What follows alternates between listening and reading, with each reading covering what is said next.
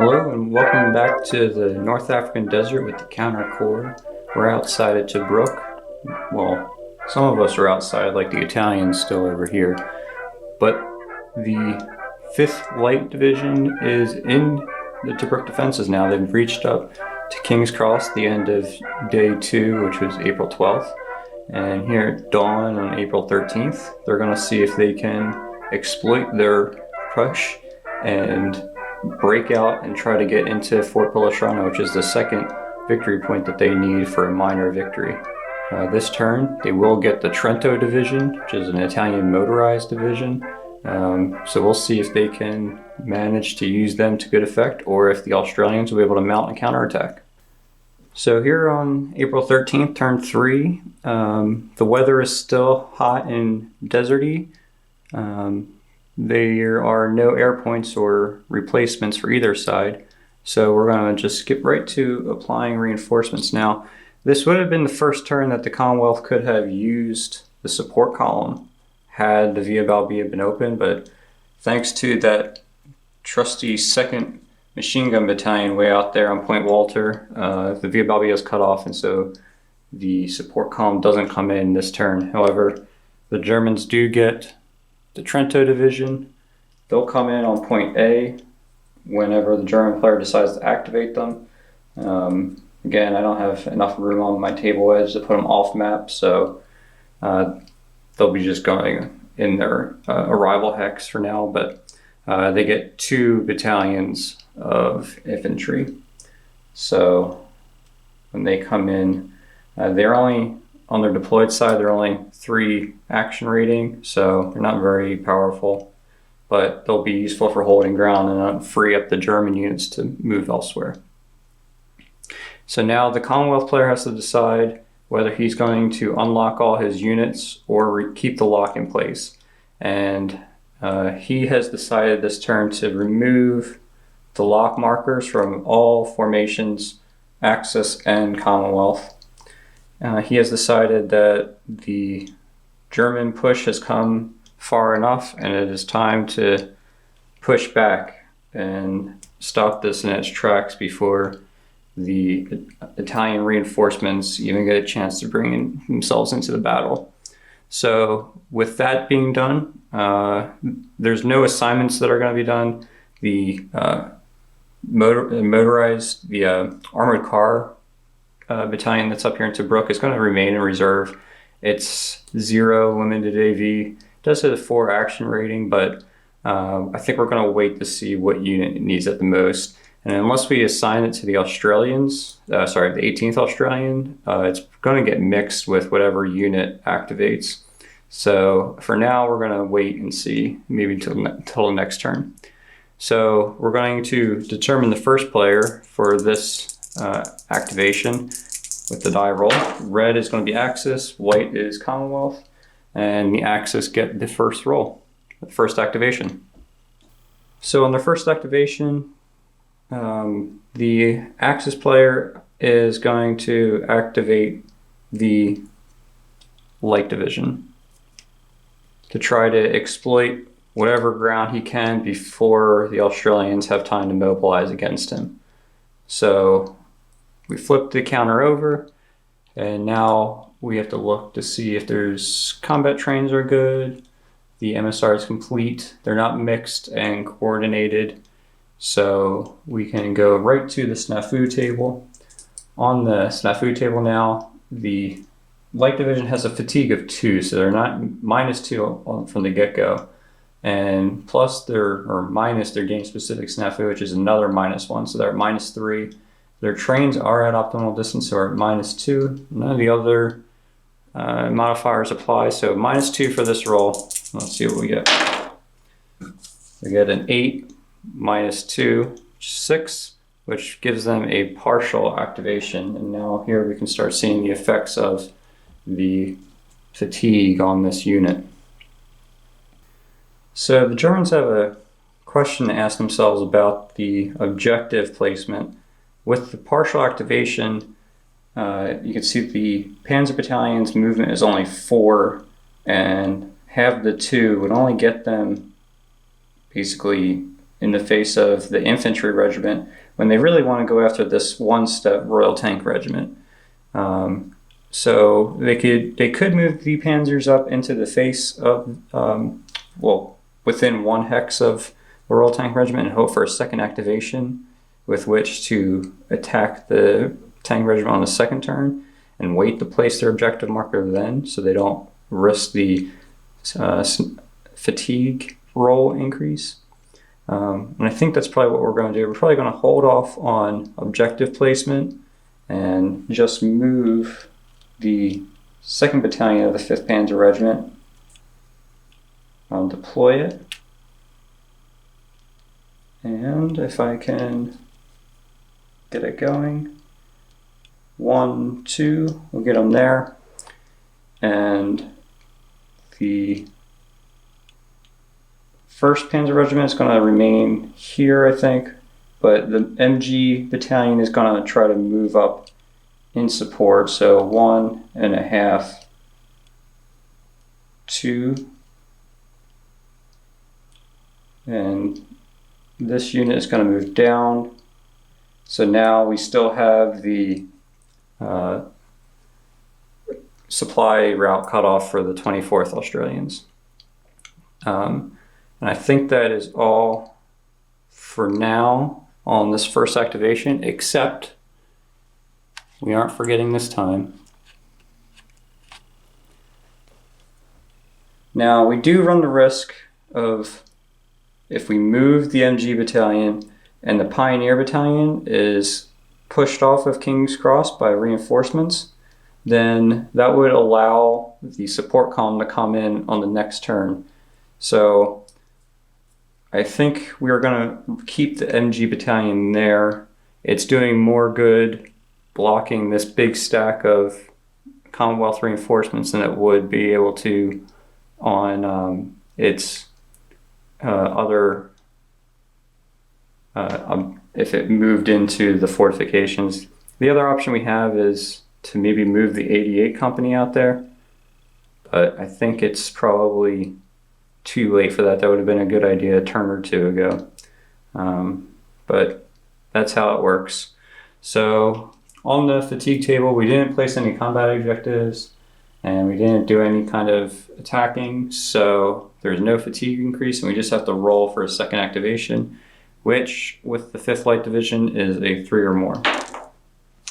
And the fortunes of war are not smiling on the Germans. They do not get a second activation for the Light Division, and so its turn, unproductive as it was, is done for the 13th of April, and the German player will probably be regretting activating that unit first, but we'll see. Maybe the Commonwealth player won't be able to exploit that mistake.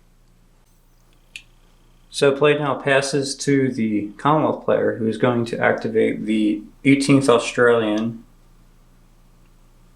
for the first time in this battle. And the 18th Australian is a pretty good unit. It has 3 battalions of infantry up here in Tobruk City. And with a full activation, it should be able to get down this road and push back into King's Cross. So let's see what kind of snafu roll we get. So on the snafu table, the 18th is fresh. They're not coordinated. They have no mixed formations. There's no game-specific snafu, and they're optimal trains. So they're at +2 for this roll. But they only get a 5, which is a partial activation. So that's unfortunate. They would have really liked to have placed the double objective marker, but for now, the single objective marker will have to do. Actually, we're not going to probably place the objective marker because I don't think their units can even get down there to attack. If we go half 1, half 2, it only gets them into El Gubi, the little village here by the airfield. So there's no real point in this activation to apply a objective marker. So what we'll do is just move these units as far down this road, the Via Balbia as we can, and hope for a second activation on a 4 or more. We get the +1 modifier there because they're fresh, so there's a good chance we'll be able to get that second activation. So just real quickly, we're going to half 1, half 2, half 1, half 2, and from here we have to go half 1, half 2. And the headquarters unit will just move up behind them because once they get down here, they want to be within the 5 command radius of the headquarters. 1, 2, 3, 4, 5. Yeah. So that'll be good. And that, just like that, is the first activation of the 18th Australian. There's no need for any fatigue rolls. So they'll roll for their second activation. On a 3 or more, they get it. They didn't even need that fresh bonus. They got a 4, so they get the second activation, which is good for the Commonwealth. They really needed to get going on this counterattack. And with that full activation, they'll place the double objective marker on King's Cross, this Pioneer Battalion, and we will begin the assault down the Via Balbia. Now, this Panzer Battalion doesn't exert a zone of control, I don't believe, here because of the escarpment, but I will double check that real quick. So yeah, the Panzer Battalion cannot exert a zone of control up the escarpment, so the Australians don't have to worry about that when they're coming down the Via Balbia to attack King's Cross. So leading the charge is going to be the 2nd Battalion of the 10th Australian Infantry Regiment. With 4 movement, they can go half, 1, half. So 1 1/2, they'll get them right outside of the King's Cross strong point. And supporting them is going to be the 2nd Battalion of the 9th Australian Infantry Regiment, which is going to stack with them. And now it's backwards, so we know who is attacking. So here we are on the battlefield outside of King's Cross. The 2nd Battalion is going to assault the Pioneer Battalion, and they're going to be using the 1 artillery point that the 18th Australian has to fire a suppression mission for this attack. So if we look at the combat table modifier list, the Australians are at 4 action rating. They have no red AV support, but they are in a double objective. They're up to 5. The assist coming from the other battalion puts them to 6, and the suppression mission gets them +2 is 8. Now on the defender Pioneer Battalion, they're at 4 for base AR +1 because they're supported, which is 5, and no other modifier matters because they're in the open. So 8 to 5 is a +3 for the Australians. And let's see if we can knock them out of the position. And they get a 10. You can't see that. They get a 10, and which should be enough. If we look on the results table, the defender retreats, and there's a traffic marker placed in the hex when the unit moves in. So the Pioneer Battalion retreats 3 hexes on its move side.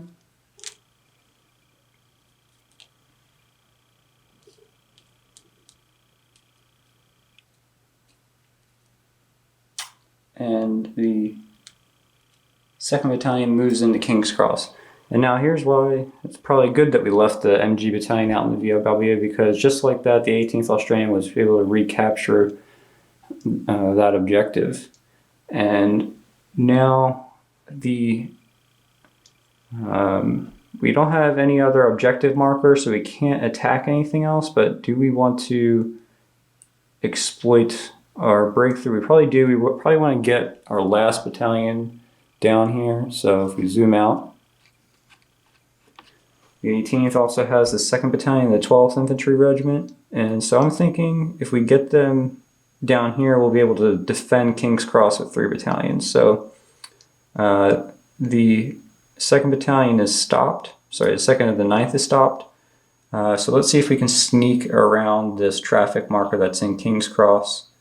There is a track in between those hexes, so half 1, half 2, half. Plenty of movement. And now we stop because we entered the zone of control. Okay, so we could actually attack that Panzer Battalion, but it's in the open, so it gets the in the open defense bonus for being a Panzer. And there's no, and it is on 1 step. It's a tempting target as I destroy this poor stack. It is a tempting target, but there's really no reason to waste Australian lives in an attack when we have King's Cross sealed off with 3 battalions. So that, I think, is going to be the activation of the 18th Australians. We're going to clean up a little bit. And now we look on the fatigue table. So we did use the attack sequence. So we're at a 1 to 3 with an increase in fatigue. And we do get a 1. So the 18th loses its fresh status. So now it's at fatigue 0. But I think that's okay because they accomplished their objective for the 13th of April. So all that could have been asked of them, they completed, and now they are waiting for the German counterattack, which probably won't come until the next day, the 14th. So now it's over to the Axis player. So now play returns to the Axis power, who's going to attempt to activate the Italians. We'll see how that goes. They need a pretty high snafu roll in order to overcome these modifiers that the Italians have working against them. Because in Brazen Chariots, the Italians get a -3 game-specific snafu roll modifier. So they're already behind the 8 ball. And then if we look at their card, they're at fatigue level 2, so now they're at -5 overall. They're not mixed though, and there's no coordination. And their trains are at optimal distance, so they're at -4 in total. So they're going to need to roll pretty high in order to activate it all, really. So they roll 7. 7 means that -4 is 3, and a 3 on the snafu table is a partial activation, but only just barely. So there's going to be a lot of half movements. They get 1 artillery point and 1 objective marker, so we could move one of our battalions up to the wire and drop some artillery on the 26th Australians, but that risks increasing our fatigue even more. So I think all we're going to do is move up as many units as we can to the wire and finish on our deployed side, so that in our next activation the wire becomes breached, or at the end of this activation the wire becomes breached. So we're just going to do that. So here's the 2nd of the 20th. Only gets 2 movement, but that'll be enough to get up to the wire with half 1 and a half on the track. The 1st of the 20th will only be able to get sort of part way to the wire, which I'm sure they're pretty happy about.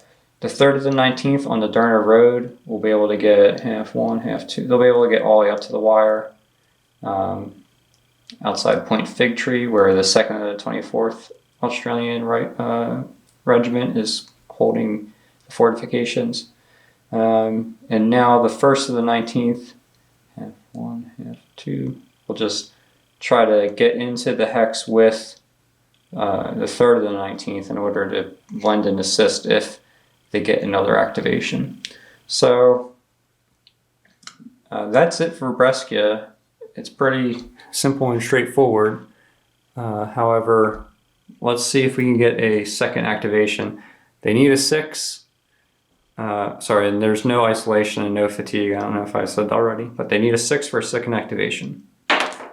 And to nobody's surprise, they do not get it. So that is Brescia Division's activation over. They actually got activated, which is pretty cool, and they're at the wire, and they're about to be trying to climb over it. We'll mark the wire, if I can find the markers.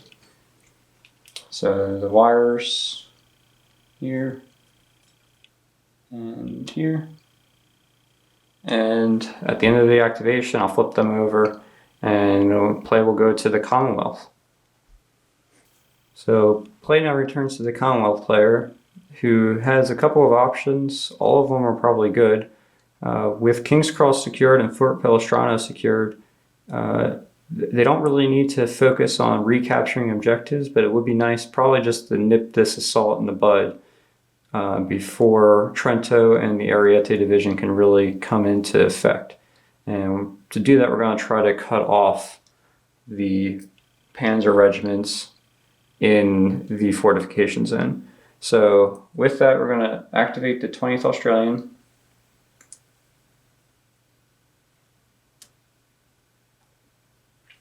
And we're going to have to see what kind of snafu rolls we get.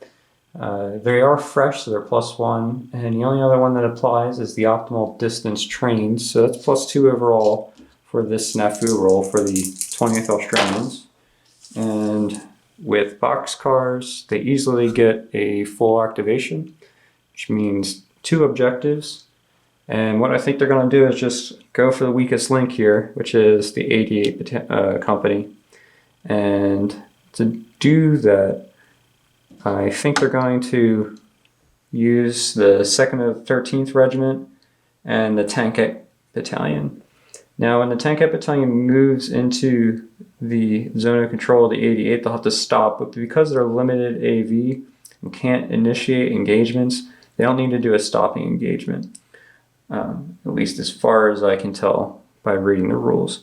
So we're going to move both of these battalions into this track adjacent to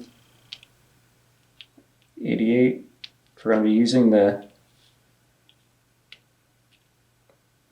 Hussars as an assist. So now the 2nd Battalion is going to be attacking this 88 company, and to do that we're going to be looking at the combat table, and let's see what kind of modifiers each side has.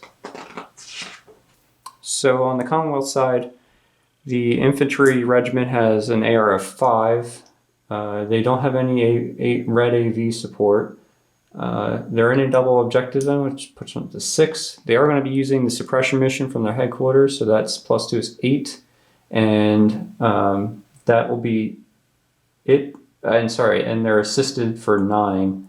So let me make sure I count that right. So 5, 6, 7, yeah. So 9 for the Commonwealth. On the German side, their act rating is 4. They are supported by another 88 company on the headquarters. So that's 5. And they're not in any kind of defense, prepared defense or terrain or anything. So they don't get any other bonuses that I can see. So they are up to 5. So 9 minus 5 is 4. So they're at +4, the Commonwealth are, for this attack.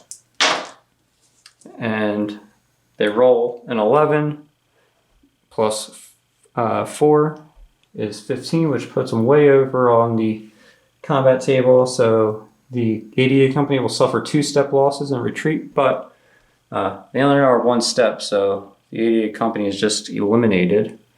And the 2nd Battalion moves in after combat, and now the Germans are cut off, and the 24th Australians are reunited with their supply trains, though they're probably not optimal. So that's pretty successful for the 20th Australians. Now we just need to see if we want to move around some of these units to shore up our defense. I think we do. I think there's a Pioneer Battalion under the headquarters unit. It's down to 4 steps, but it could still hold the line. So we'll flip this over because it was retreated last time. So it has 4 movement, and let's see if we can get it kind of in this area vacated by the 2nd Battalion. So 1, 2.5, 3, I think would probably be good. Take the hex that the attacking battalion vacated. Now we need to get our headquarters unit down to the Eladam Road, or within range of the Eladam Road, so we keep the 2nd Battalion in command radius. So 1, 2, 3, 4, 5, I think would probably be best to keep everybody in command radius. So let's flip the Royal Tank Regiment to its deployed side.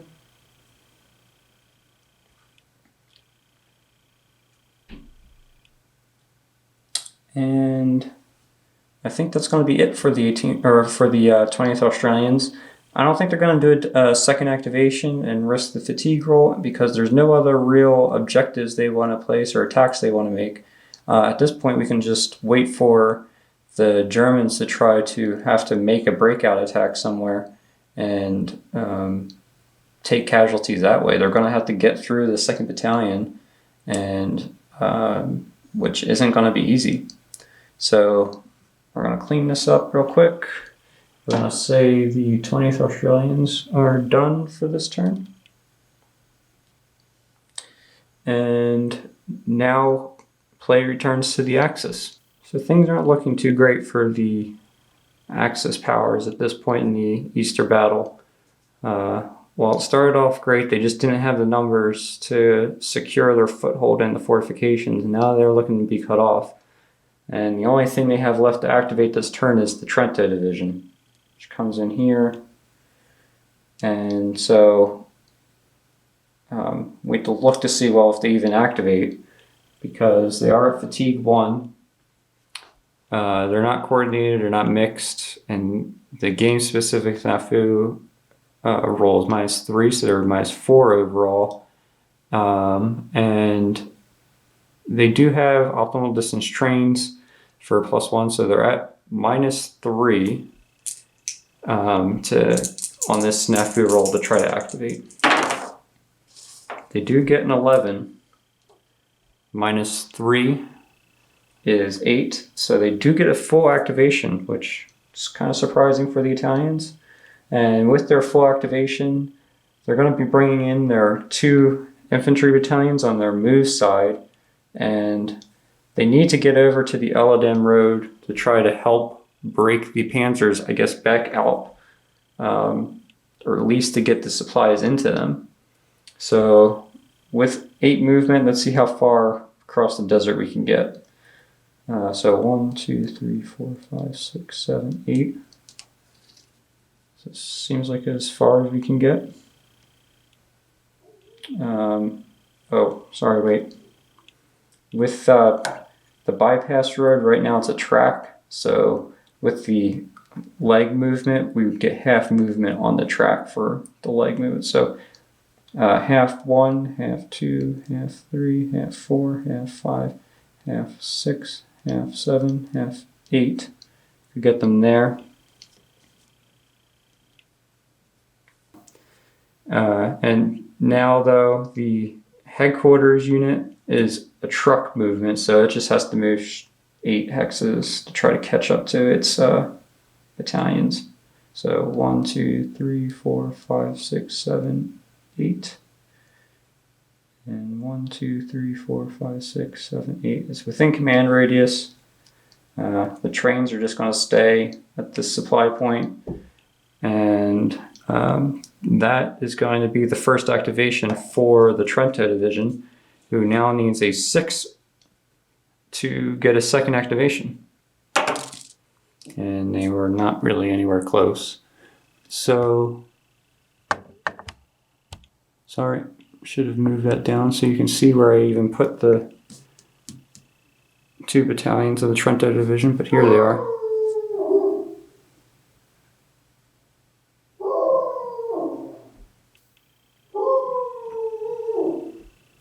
And so that's the Trento Division's activation for the 13th of April.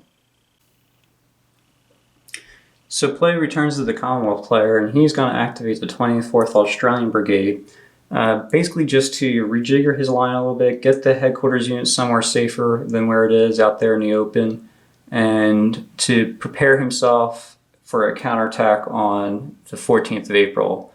That's tomorrow, because right now he's in a good spot to hit the flank of the Germans as they either attack back up into King's Cross or retreat.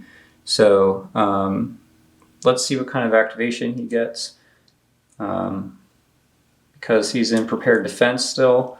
The best they can do is partial, and they have the +1 on the for being fresh. And thanks to the 18th Australians, there's now a supply route back up the Via Balbia to Tobruk, so they're back in supply, and they don't have to worry about removing the trains or tracing a weird, unoptimal supply route. So they get a +1 for being optimal, so they're at +2, which means they cannot fail this snafu roll. But just to prove it, they roll a 9, +2 is 11, which is plenty enough for the partial result that they needed. So I think all the 24th Australian is going to do is going to move this battalion, the 2nd Battalion, the 28th Regiment here. They're going to keep this regiment in this area. They're just going to move him up one more here, get him in zone to counterattack the next turn. And they're going to move the headquarters unit back behind this little fortification line, keep everybody in command radius. And I think that is going to be it. They don't really need to do much else. There's nothing they did is going to be on the fatigue table, and nothing is isolated now. So that's it for the 24th Australian Brigade for the 13th of April. And with the Axis out of divisions to activate, the only thing left to do is to activate the 26th Australian Brigade for the Commonwealth, which they'll do again just to reposition their units. So the 26th is fresh, and their trains are optimal, so they get a +2 on this snafu die roll. And again, 8 +2 is 10, but they are in prepared defense still, so they only get the partial activation, so half movement. And again, they just want to address the Brescia Division's movement, so they're going to try to get the 2nd Battalion, 23rd Regiment down to this position. I think so. If they do half 1, half 2, and there's some terrain here, so there's in-hex terrain and there's hex side terrain. So this 2nd of the 20th in the Brescia is going to have its work cut out for them just to even apply even the basic combat favorable combat result on the 2nd and the 23rd. And with that covered now, I don't think that there's much else that the 26th needs to do, except they are going to flip the 18th Cavalry. It's an Indian battalion. They're going to flip that, so they get 4 movement points. Across the Wadi is +2 movement for foot, so that's 1, 2, 3, and then a half and a half for 4. So they can join in the hex defense of that point for when the Italians come streaming through the breach. And with that, the 26th Australian is finished. They're not going to do a second activation. And that concludes the 13th of April. So here's how the siege of Tobruk looks at the conclusion of the 13th of April. What started out so promising for the 5th Light Division now looks like it's going to be quite the struggle to even just keep their Panzer divisions alive, or their Panzer battalions alive and not captured. And you see just about how impossible it's going to be to capture King's Cross and Fort Pellestrano, let alone Fort Solaro and Fort Marcucci, now that the Australian reinforcements have come into the battle. On the 14th of April, it's likely that the Germans will be calling it, though there is a chance. It depends on how the Trento division does.